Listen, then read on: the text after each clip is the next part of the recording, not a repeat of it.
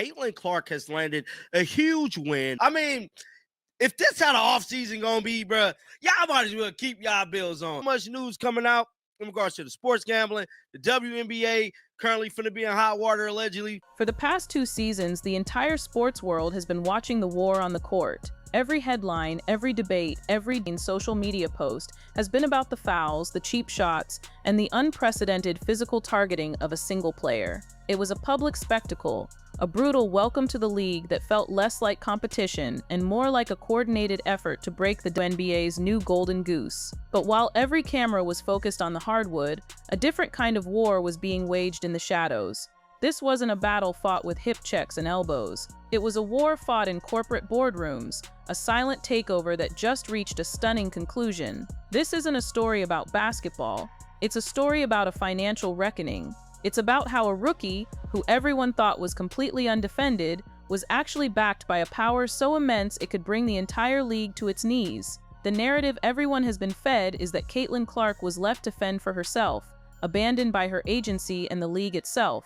But the truth is, a move was just made. A move so big, it redefines the entire power structure of women's sports. The WNBA thought it was picking a fight with a 23-year-old. They just found out they were actually picking a fight with Wall Street. It became a public spectacle, a running narrative that dominated the entire league. From the moment Caitlin Clark was drafted, the on-court treatment was relentless.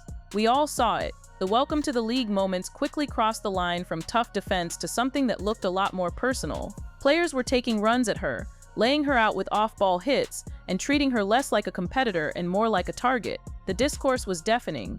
Every analyst, every fan, every former player had an opinion. But the most shocking part wasn't the fouls themselves. It was the whistles that went silent. The referees seemed to be swallowing their whistles, allowing a level of physicality against Clark that simply wasn't being applied to anyone else. It was a bizarre and frustrating sight. The league's biggest star, the one player driving sellout crowds in every arena, was being treated like a rookie nobody. This built a powerful and dangerous narrative. The league was actively failing to protect its most valuable asset. Fans were outraged. They felt the league, the refs, and even the other players were united in an effort to humble her. And in the center of that firestorm, one question got louder every single day. Where was her protection? Where was her agency? XL Sports Management. The silence from her representation was deafening. Fans flooded social media, tagging her agent Erin Kane, demanding she stand up for her client. Why wasn't she holding press conferences? Why wasn't she publicly condemning the referees and the league's inaction? Why was she letting her client get battered on national television every single night? The perception was clear. Caitlin Clark had been completely abandoned. She was an asset being actively devalued, and her own team was nowhere to be found. This feeling of abandonment, this belief that Clark was all alone, is the key to understanding the power play that was happening behind the scenes. So, what was her agent Erin Kane doing? If she wasn't fighting the refs, what was she focused on? The answer at the time was baffling. Instead of fighting the on-court war, Kane was making headlines for talking about the collective bargaining agreement. It seemed completely bizarre. While fans wanted her to demand suspensions and fines, Kane was giving interviews to financial papers about the WNBA's long-term business model. She made public statements that Clark would likely never be paid her true worth by the league under its current structure. To the frustrated public, this sounded like defeat. It sounded like her agent was admitting that despite Clark's massive economic impact, she was stuck. Then Kane dropped a proposal that sounded even more insane. She suggested that the WNBA should spin off from the NBA. She argued that the WNBA needed to be its own, separate entity to truly capitalize on its growth. At the time, this was dismissed as a negotiating tactic, or worse, a complete distraction. It felt like an agent who was hopelessly out of touch with the immediate crisis. Her client was getting assaulted on the court, and she was talking about corporate restructuring. This apparent disconnect only fueled the narrative that Clark was on her own. It left fans and analysts completely baffled, believing Clark's team had failed her. But they were wrong. They weren't just looking at the wrong battlefield, they were looking at the wrong war. What the public completely missed, what no one in the sports media was connecting, was a crucial pre-existing relationship. Caitlin Clark wasn't just another client for a sports agency. She was already a strategic partner with one of the most powerful financial firms on earth, Goldman Sachs. This partnership wasn't new. It wasn't a reaction to the WNBA. You have to go back to 2023 before she was even drafted. This wasn't a simple NIL deal where she held up a product for a photo. Clark was handpicked by Goldman Sachs to be the face of their national 10,000 Small Business Voices campaign. This is a different universe from a typical sports sponsorship. She wasn't just promoting a brand, she was advocating for federal policy. Goldman Sachs used her image and her platform to lobby Washington, D.C. for changes to federal law to help small businesses. A global financial titan doesn't just pick anyone for that kind of role. They don't put their brand's reputation in the hands of a college kid unless they have been thoroughly vetted. They trusted her. They saw her as a reliable, powerful, and effective strategic asset before she ever stepped foot on a WNBA court. This secret partnership, this deep-seated connection to one of the biggest names in global finance, is the twist no one saw coming. The undefended rookie was in fact already one of them. And then the move was made.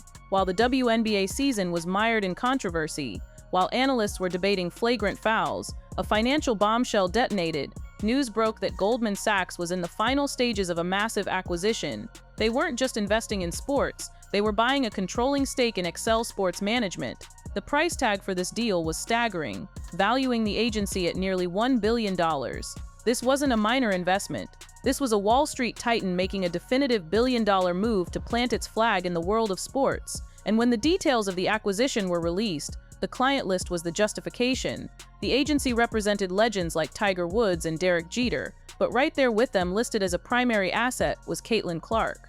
This wasn't a coincidence. This was the entire point. The deal wasn't about the past. It was about the future. It was a direct acquisition of the Caitlin Clark economy. Think about what this means. The firm that Clark was already partnered with just spent $1 billion to buy the agency that holds her contract. This wasn't a rescue mission. This was a calculated strategic consolidation of power.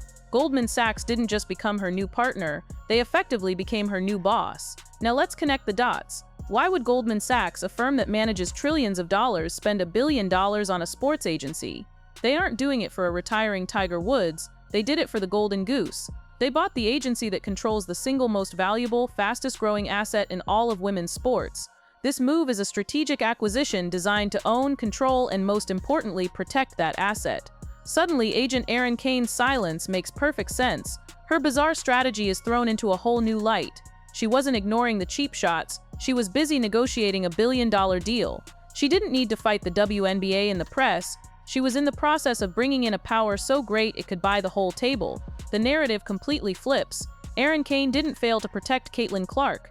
She executed the single greatest power move in sports history. She brought her client's existing partners to the head of the table. The revenge wasn't a fiery press release or a formal complaint to the league. The revenge was a silent, billion-dollar merger that fundamentally changes the game. Clark's team didn't just respond to the threat, they eliminated it by changing the entire power dynamic. This is the ultimate revenge, and it's the part that should have the WNBA and its leadership absolutely terrified. The league commissioner Cathy Engelbert and the team owners are no longer dealing with a rookie player. They are no longer dealing with a sports agent they can ignore.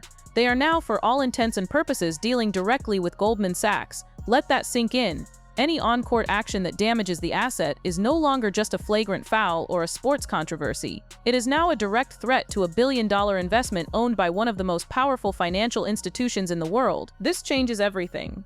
The petty internal politics of the league, the jealousy from veteran players, the hands-off officiating, all of it just ran headfirst into a global financial behemoth. This is Clark's true revenge. It wasn't a hard foul in return or a complaint on Twitter. It was a silent corporate takeover. The WNBA wanted to play hardball, to teach the rookie a lesson. Clark's team responded by buying the DMN Stadium, the parking lot, and the land it sits on. The league's leadership now faces a terrifying new reality. They are no longer in charge.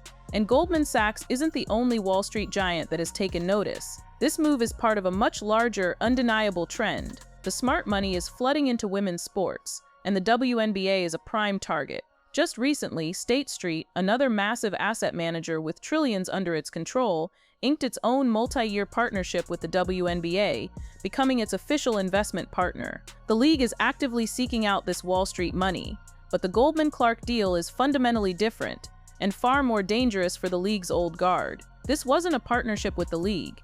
It was a direct acquisition of the league's biggest star. Goldman Sachs now has a direct personal and financial stake in the success and, crucially, the protection of Caitlin Clark. Imagine the chill this $1 billion deal sends through the league office. Think about the next referee meeting. Think about the next time a player decides to take a cheap shot at Clark. The league's internal politics are now completely secondary to Wall Street's return on investment. The WNBA has new sheriffs in town, and they don't wear jerseys, they wear suits, and they just invested $1 billion into making sure their asset is protected. For 2 years, the WNBA and its establishment thought they were hazing a rookie. They thought they could manage her rise, control the narrative, and force her to earn her stripes through a gauntlet of abuse. They were wrong. They weren't picking a fight with a 23-year-old, they were picking a fight with Wall Street, and they just lost. Caitlin Clark didn't just change the ratings, she didn't just change the attendance, she just fundamentally changed the ownership structure of the league itself. The league's leadership, from the commissioner down to the refs, is now accountable to a power they cannot control, cannot intimidate, and cannot ignore. This was the revenge. It was silent, it was brilliant, and it was absolute. The WNBA is no longer just a sports league, it's a financial asset, and the new owners just arrived. The memo that goes out now isn't from the league office, it's an unspoken mandate from Wall Street.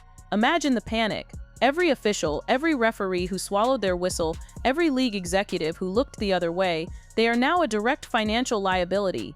They are no longer mishandling a rookie, they are actively damaging $1 billion asset. That's a conversation that changes careers. The pressure to officiate fairly will be immense, not because of fan outrage, but because of fiduciary duty. Goldman Sachs has a responsibility to its investors to protect its investments. This acquisition just moved Caitlin Clark from the sports section to the portfolio. This is the ultimate checkmate against the league's old guard. This is the revenge that the title promised. It's not just about stopping the cheap shots, it's about the crushing realization for Commissioner Cathy Engelbert. For years, Engelbert has been courting this exact kind of validation. She wanted Wall Street, she wanted institutional money, she wanted the league to be taken seriously on a global financial stage. She got exactly what she wished for, but in the worst possible way. She didn't get a partner for the league, she got a corporate owner for her star player. This move creates an external power structure that operates inside her own organization. Engelbert is now in an impossible trap. She can't discipline Clark. She can't allow her to be targeted. She can't even control the narrative. Because the next time a controversial call happens, the next time an opponent delivers a flagrant foul, the phone call she gets might not be from an angry team owner. It might be from a managing director at Goldman Sachs, politely but firmly asking how the league plans to protect their mutual interest. Her authority has been completely undermined by the very force she invited in. She wanted to follow the money, and she just discovered that money reports to someone else. And what about the veteran players? The ones who insisted Clark had to pay her dues and that the physical hazing was just part of the game. Their welcome to the league moment just backfired in the most spectacular fashion imaginable. Their on-court actions, their attempts to humble the rookie, inadvertently triggered a corporate takeover that solidifies Clark's power far above their own. They thought they were teaching a lesson. Instead, they just proved to the financial world that the league's establishment was a risk, an unstable element that threatened the new multi-billion-dollar Caitlin Clark economy. They now face a very simple, very cold choice. They can continue to target Clark and risk the financial wrath of her new owners, a wrath that could impact the entire league's financial health and the future of their own paychecks. Or they can fall in line. The revenge isn't just about Clark being protected, it's about forcing her biggest critics to acknowledge her power. She didn't have to beat them on the court. Her team simply bought them out of their position of influence. The on-court power dynamic has been rendered completely irrelevant by the off-court financial one. This move also lands like a nuclear bomb on the upcoming collective bargaining agreement negotiations. The WNBA, the players' union, is gearing up for the fight of its life. They want a bigger piece of the pie. They are fighting the league for charter flights, better pay, and revenue sharing. But now, the league's most valuable revenue generator, the player responsible for the very pie they're all fighting over, is represented by a financial titan that wrote the book on high-stakes negotiation. Goldman Sachs didn't just buy a player, they bought a critical seat at the table. This move checkmates everyone. It checkmates the league, which cannot afford to alienate Goldman Sachs by playing hardball in CBA talks. And it checkmates the players' union, because how can they effectively negotiate against the interests of the one player who is now, quite literally, backed by $1 billion investment? Clark's team is no longer just playing basketball, they are playing a game of financial hardball, and they just brought the most ruthless, successful player in the world onto their team. The rest of the league, players and owners alike, just got crushed. This was never a fair fight. The WNBA establishment and the veteran players thought they were the main characters, that their traditions and their rules mattered. They were wrong. They were just minor obstacles in a much larger multi-billion-dollar corporate strategy. The league wanted to follow the money. The problem, as they just discovered, is that the money was never theirs. The money was always following Caitlin Clark. And now it has finally caught up, bought the keys, and changed the locks.